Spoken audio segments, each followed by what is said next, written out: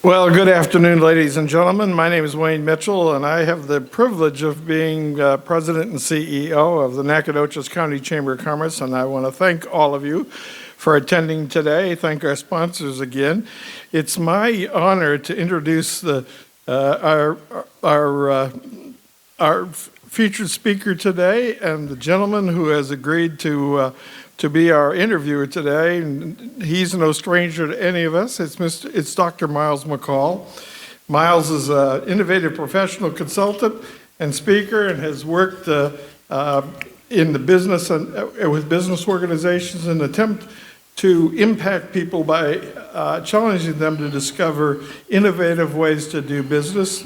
Prior to joining the bank at Commercial Bank of Texas as Executive Vice President, Miles served for almost 29 years in higher education as a communications professor, and was a vice president here at Stephen F. Austin State University.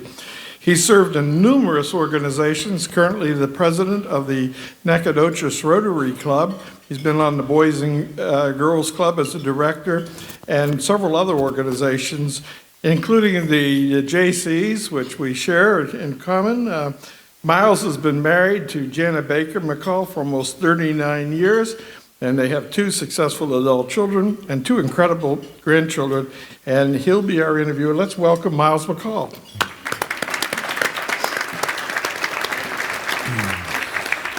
It's now my pleasure to introduce to you the gentleman that Miles will be interviewing today. I met this gentleman, we were trying to figure it out about 15 years ago at a banquet similar to this. I was invited down to speak by a very dear friend of mine who was the CEO of the organization, and just prior to it, she said we were graced with and honored to have a gentleman join us tonight, and she said he'll be speaking just before you, Wayne, and I said that's fine, and the banquet proceeded, and she started with this introduction. It was extraordinary. I realized that I was not the featured guest, and I'm certainly not the featured guest today. I'm going to introduce you to Chris Cassidy, the president and CEO of the National Medal of Honor Museum Foundation. 2 weeks ago, they had their groundbreaking ceremony right here in Arlington, Texas, on their $150 million facility, which is designed not only to honor the women and men that sacrificed so much to be awarded the Medal of Honor, but also it will serve, as I understand, as a leadership component as well. And Chris can talk about that in much better ways than I can. He's an extraordinary person with a very interesting background. He attended, first of all, I'll confess to you, he claims that his home is York, Maine, and I'm a Maine boy, so there's at least 2 of us in the room here today, Chris. But Chris went on to after high school, to go to the United States Naval Academy and graduated from there, and at the conclusion became a Navy SEAL. Served in Afghanistan, was awarded 2 Bronze Stars, and his unit was awarded the Presidential Citation for work that they did in Eastern Afghanistan. After returning to the United States, it's my understanding that Chris was invited by the Navy, or was interested in the Navy, going on to the Massachusetts Institute of Technology. Then he got his degree in oceanography, so engineering degree in oceanography. While he was at MIT, I understand that Captain Cassidy was contacted by our friends at NASA, not too far from here, and he was selected as an astronaut in 2004. He's a veteran of 3 space flights and 10 spacewalks. He's flown to the International Space Station aboard the Space Shuttle Endeavour and the Russian Soyuz spacecraft. He's accumulated on those 3 missions a total of 377 days in space, which includes his most recent 6-month space flight in 2020. It's my pleasure, ladies and gentlemen, to introduce you and to welcome a real American hero, Chris Cassidy. Thank you. Well, Chris, what I would say is welcome back to NAC, because I know you've spent some time here before, and it's certainly good to have you here, and we'll get into that in a minute. And, trust me, there are people out here that are going, ooh, ah, an astronaut, but those same people are going, why is Miles up there? And it's really simple. We have an astronaut and a space cadet. This is going to work out well. So, I want to talk to you a little bit today. We have a bunch of political leaders in the room, and really that's what this is about, is leading not just the state but the country. And I'm kind of a leadership junkie. And here sits a guy next to me that had a full career in the military, a full career as an astronaut, and now you're on 2.2. You got a third career, and I want to talk a little bit about how you developed as a leadership character through those things. And like we were talking earlier, and I know that, obviously you went to a prep school, you must have had military on the mind early on, and I think that when it was time to go to the academy, it wasn't just like you got a letter and got to go. I think it was a little rough for you. So talk a little bit about how you started your military career. Yeah, that's an interesting story, and I appreciate you asking, because I came from a family that much like everyone, I didn't have access to anybody in the military. And in fact, I remember watching the Army-Navy football game with my dad and my brother, and seeing these sharp-looking men and women march onto the field, and I got inspired by that. And some of you in the audience remember the guidance counselor's office, where you go down, you have a big, giant, thick book, and you look through that, and you stumble across places that kind of meet your criteria.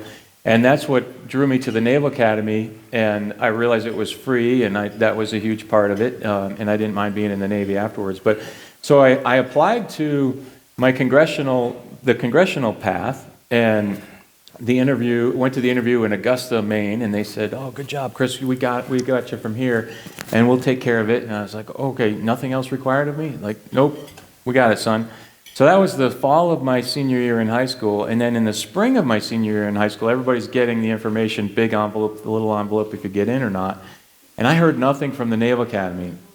And so I called the admissions office and talked to the woman on the phone, and she said, "What's your name?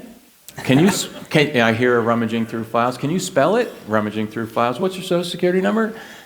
We have nothing on you. We don't even know who you are." And so as luck would have it, my friend's dad was taking a business trip from Maine to Washington, D.C. like the next week, because it was our spring vacation, and we had planned to join each other together, join his dad. And one day that week, I took an afternoon, went over to the academy, went to the admissions office in person, and the woman said, "Oh, you're the kid from Maine.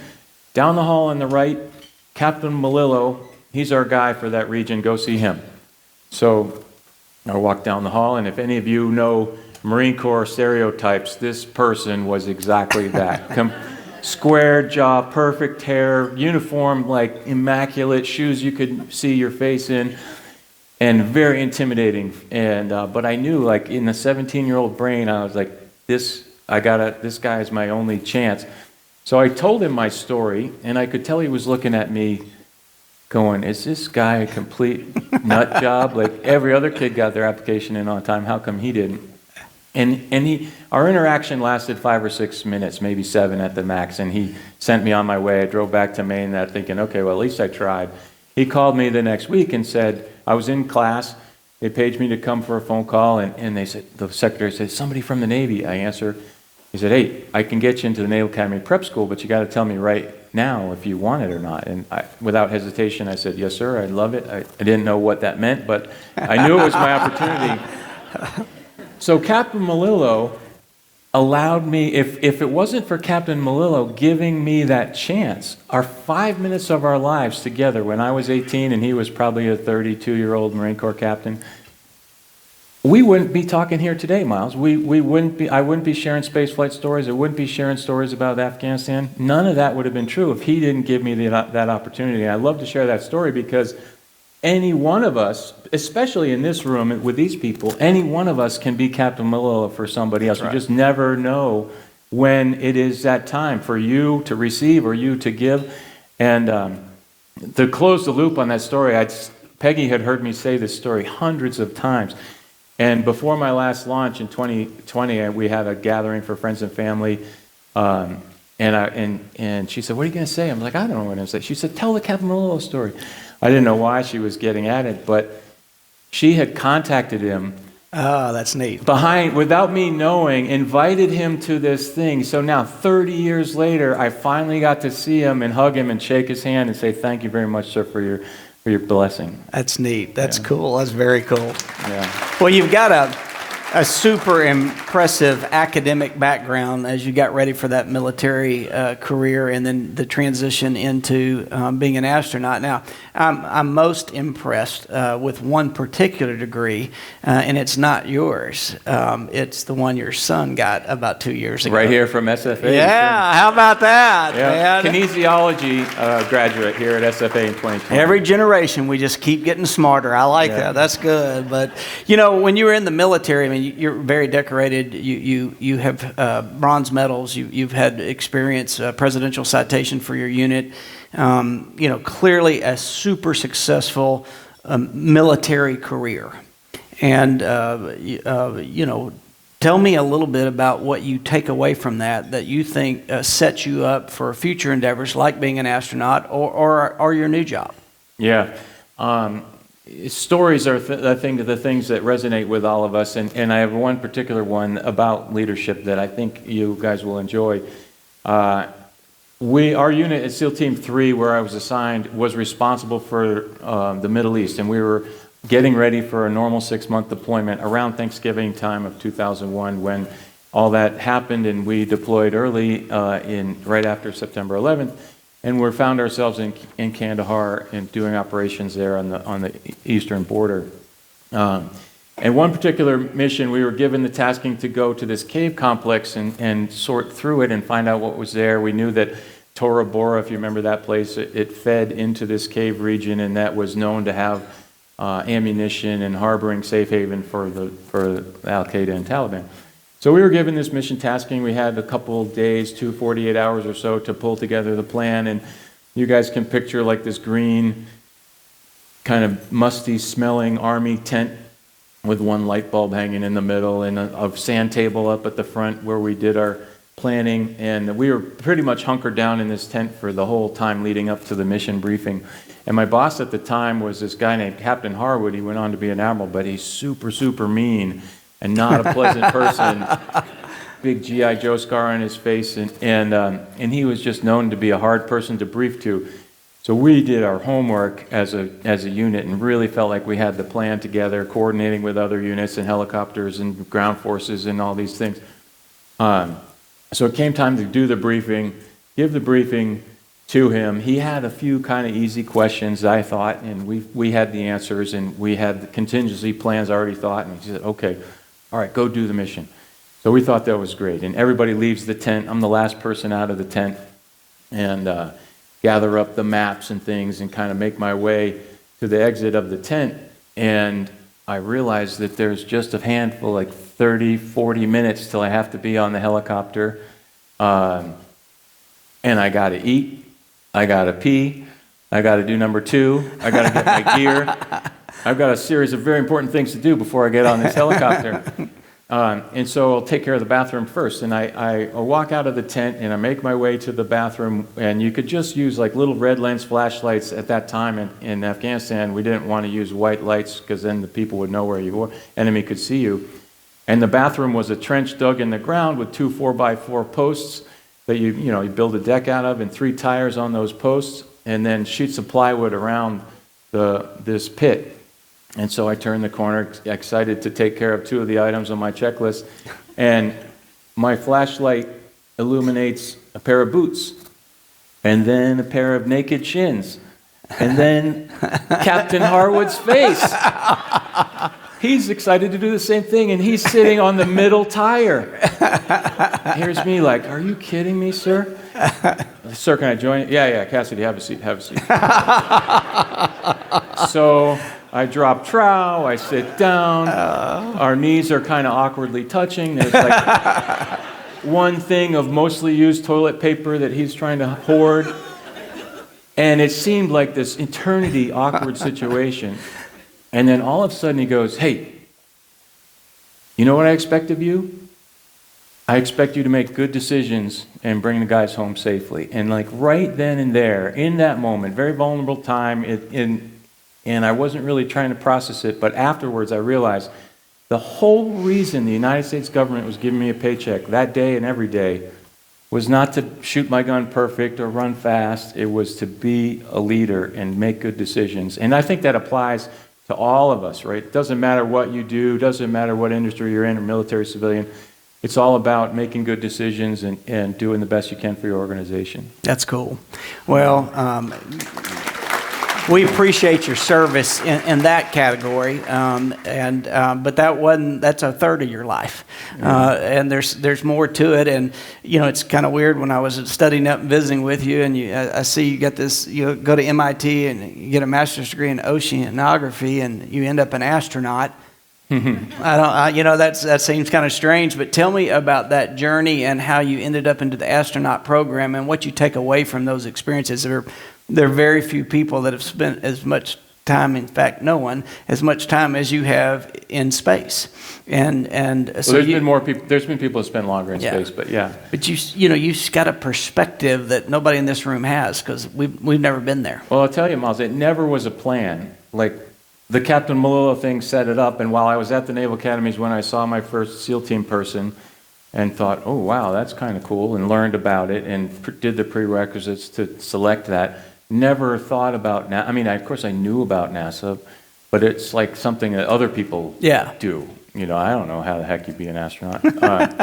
And then while I was in the SEAL teams, I met a gentleman named Bill Shepard, who was the first SEAL to become an astronaut. And it dawned on me that, hey, he went to the Naval Academy, he was in the SEAL teams, I did those things, and I'm about to go to graduate school. So things are lining up similar for me as him, and he was a competitive enough applicant to get selected.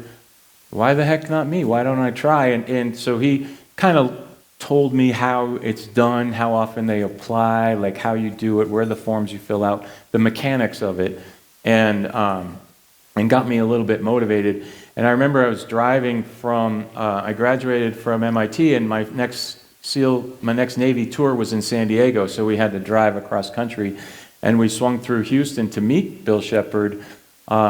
And it just so happened that it was his last weekend he was in Houston before leaving to go to Kazakhstan to launch for Expedition 1 of the space station. And I got to hang out with him and have a couple beers with him and see their crew before they left.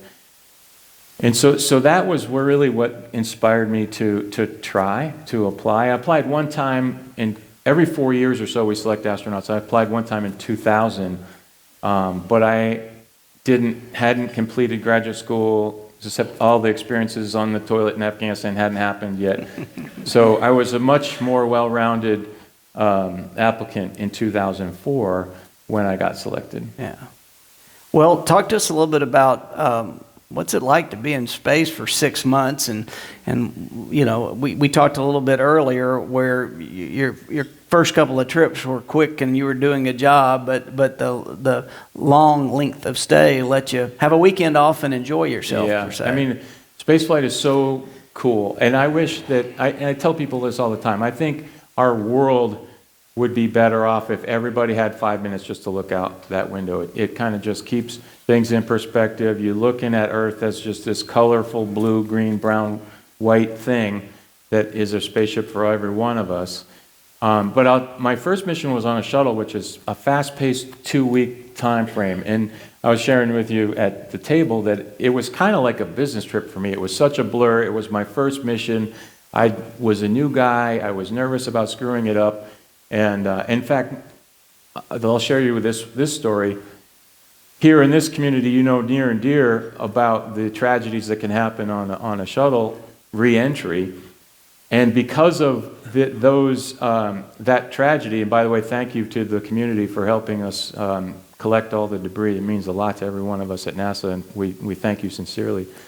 But because of that, we knew that foam coming off of the orange tank at high speed can have enough energy to poke holes through the thermal protection tiles on the shuttle.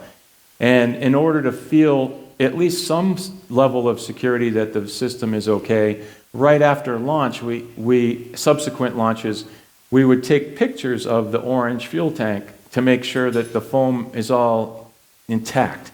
And if there were chunks of foam missing, then we had to do more detailed inspections to make sure that the vehicle was safe. So that was my first job on my very first mission. As soon as the engine cut off, which is 8.5 minutes of just power, and take my helmet off, take my gloves off, unbuckle my seatbelt, grab a camera, turn around to the window, and take detailed pictures of this external fuel tank. And I had rehearsed it in my head over and over and over, and so I'm doing it on the real day, just as I planned it. And then I had to change the lens out, and at that moment I was just like looking through this narrow thing at an orange thing. And all of a sudden I took the camera down to change the lens out, and I realized I was looking at Europe. And 30-some minutes ago, we were static on the launch pad in Florida. And everybody is taking flights before, and you know it's more than 30 minutes to go from Florida to Europe. But that was my first glimpse of Earth from that perspective, and seeing it go by at 5 miles a second was really quite something. But that first mission, as you mentioned, it was super busy, and I just was focused on being a good astronaut. And then the second and third missions, where I was there for 6 months at a time, then you have more time to sit and reflect and think about things. I made it a point every night while I was brushing my teeth to just do that in front of the window and watch Earth. That was your kitchen window view, That was my kitchen window view. That's incredible. Well, you have a lot of experience, too, spacewalking, being outside of the vessel. Did ever cross your mind there that if something goes wrong, it's a long way home? Yeah. There's a whole bunch. I could fill an hour with spacewalk stories, but the best analogy I can think of is in terms of the feel you have when you're first spacewalk, or any spacewalk really. If you're up in a high skyscraper and you're looking out the window, you know it's far down there, right? But you've got glass, your feet are secure, there's no wind, you've got a handrail, you feel pretty safe. You know, occasional scared of heights feeling or whatever, but that aside, you feel generally safe. If you go one floor up and now you're outside and your toes are over the edge and there's no handrail and the wind's blowing in your face, it's a completely different experience, right? You're frightened and your brain tells you, go away, get back, be safe. It's kind of the same thing when you're looking out the window of the space station or the space shuttle. You feel generally safe. You're wearing normal clothes. You see you've got your crewmates all around you, and you feel comfortable. As soon as you open that hatch and you just hear the hum of the fan and the occasional talking in your earpiece, and your breathing is accentuated, your heart rate is thumping, and all that's between you and 200 miles below is your thin visor, it's frightening, kind of.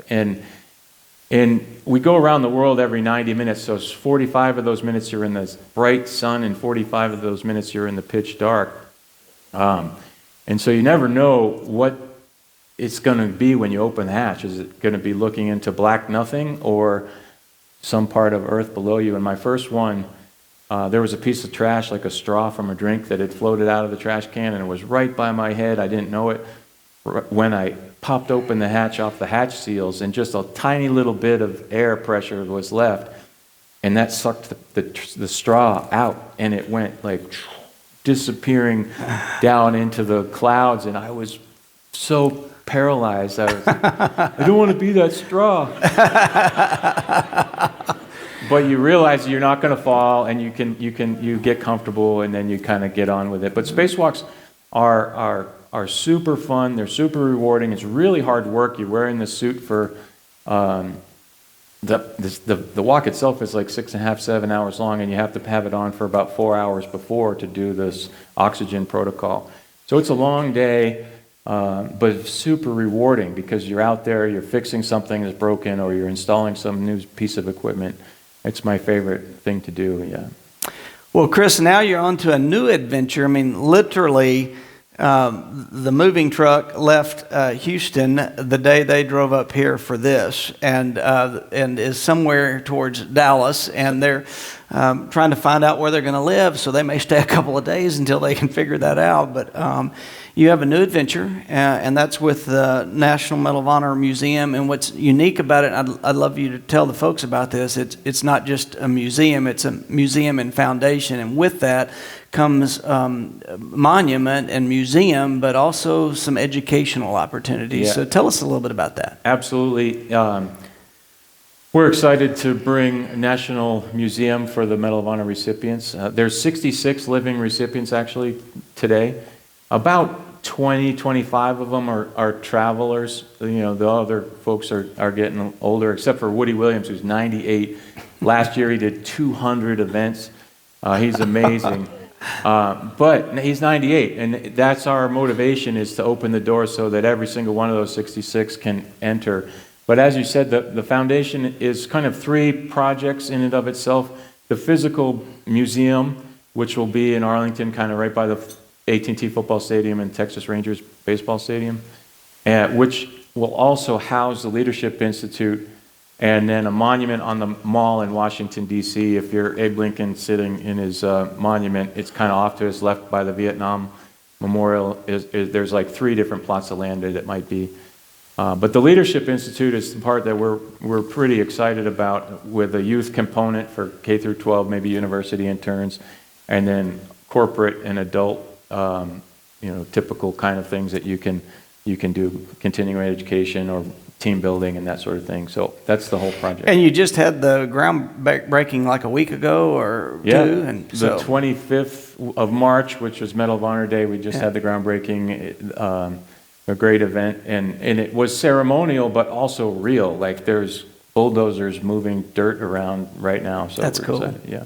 Well, I know we would love to be able to visit with you forever, but obviously we had a limited amount of space and time to be able to do this in something that doesn't happen when you're at the space shuttle, probably. But the time part, not the space part.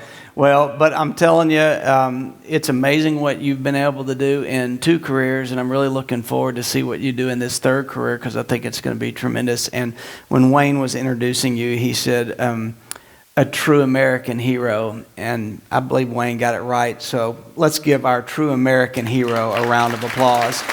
And I want to invite Mayor Mize up here, and Donna Finley and Ted Smith for a little special presentation. Okay, thank you. Thank you. Thank you. I'm actually here to save you, and I'll tell you about that in a minute when the others join me on stage. Let's see, our Suddenlink reps, Jerry, come forward, please. Hey, Don. So since you've endured Miles McCall, I'm going to save you from another story from Travis Clardy and do the introduction of the First Lady of House District 11, Judy Clardy, if you'll stand.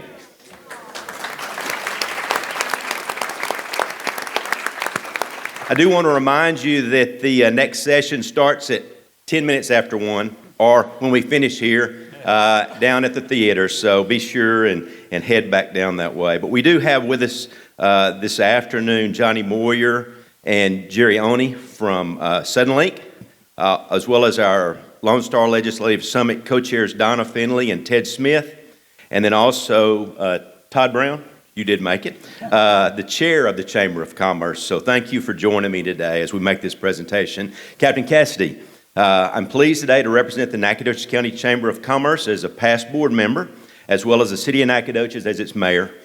Your service to our country is appreciated both as a decorated Navy SEAL and as a retired NASA chief astronaut.